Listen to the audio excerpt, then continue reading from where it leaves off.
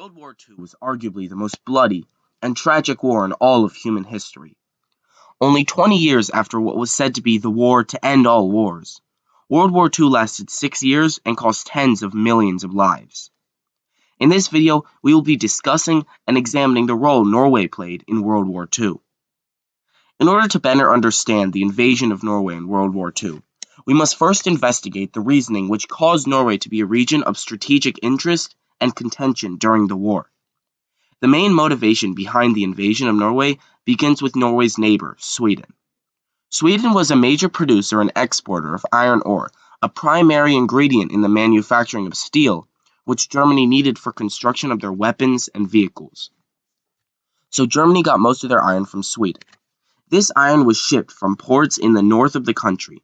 However, during the winter, this area of the Baltic Sea was frozen. But only a few hundred miles away is the port of Narvik, Norway, which is ice-free year-round. So millions of tons of iron were transported from mines in the north of Sweden to this Norwegian port to be shipped off to Germany each year. In the early stages of World War II, the Allies saw an opportunity to limit Germany's iron supply from Scandinavia.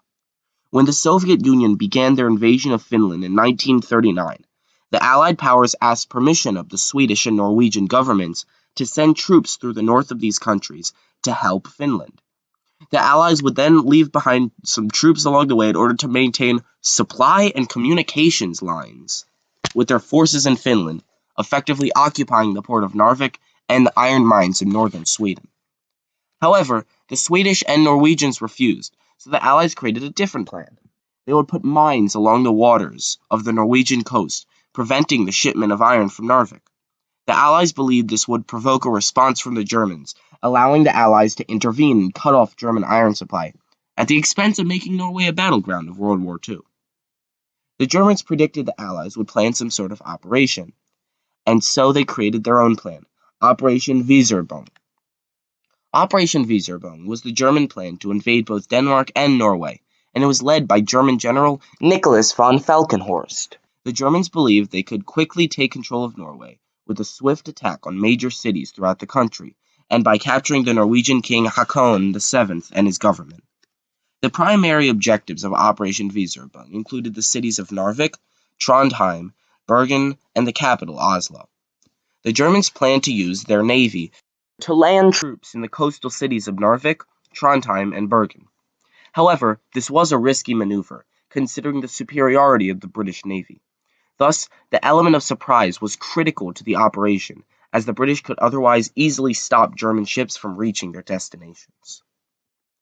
The Germans also planned to take Oslo and the surrounding southern Norwegian area by landing troops from the sea and the air. If all went according to plan, Oslo and other major Norwegian cities would be quickly taken with little to no resistance, and the king and his government would be captured, forcing Norway to capitulate. The invasion of Norway began on the 7th of April, with Germany sending their fleet to begin the operation. Around this time, the first battle of the operation took place. On the 8th of April, the Hms Glowworm, a British vessel, had been separated from its main fleet as it was searching for a man overboard. At the same time, German ships were making their way northward to invade Norway, and the German destroyer Bernd von Arnim spotted the Glowworm. The Glowworm soon found itself attacked, not only by the Bernd von Arnim, but also under the fire of the German cruiser Admiral Hipper. Realizing it was outmatched, the Glowworm attempted, but failed, to escape. The commanding officer of the ship, Lieutenant Commander Gerard Broadmean Roop, turned the Glowworm around and rammed the Admiral Hipper, damaging it, with the hope of damaging it enough that the Glowworm could escape to the British fleet. However, the combined fire of the German ships eventually destroyed the Glowworm. For his actions, Lieutenant Commander Roop was posthumously awarded the Victoria Cross. Despite this, German ships continued to advance and soon landed in Norwegian coastal cities. Most of the German objectives were taken quickly and easily, with the only problem in the beginning of the operation being the invasion of Oslo. As the German ships moved slowly in the night through the fjord which led to Oslo, the lead ship, the Blucher, was spotted by a Norwegian lighthouse. Norwegian coastal batteries proceeded to fire upon the Blucher, destroying the German ship, which was unprepared as it did not expect to encounter resistance. The fjord was now partially blocked by the sinking Blücher, and fog over the city hindered paratroopers and air attacks. However, the Germans were eventually able to overcome this and soon took the city. But the Germans failed in their mission to capture the King Haakon VII. When the Blücher was spotted, the Germans lost the element of surprise, and their Norwegian king and government were given enough time to escape the city to eastern Norway. Once there, the Norwegian government gave him full wartime power. Meanwhile, the Allies sent forces to assist in the defense of Norway against Germany. While they caused a few problems for the Germans, they were forced to leave as Germany invaded France, leaving the Norwegians to fend for themselves against Germany. Eventually, the remainder of Norway was overtaken. The government escaped to England, where they acted as a government in exile in London. King Haakon began gathering all the remaining Norwegian troops to fight in battles and sabotage German efforts in Norway.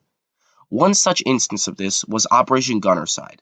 In Norway, the Vemork plant was a facility which produced heavy water, a material which was being used by the Germans in the research of nuclear power and potentially the development of nuclear weapons. A group of Norwegian operatives parachuted near the area, hiked for 5 days, and climbed hundreds of feet up a cliff to destroy the plant, and it was all done completely undetected.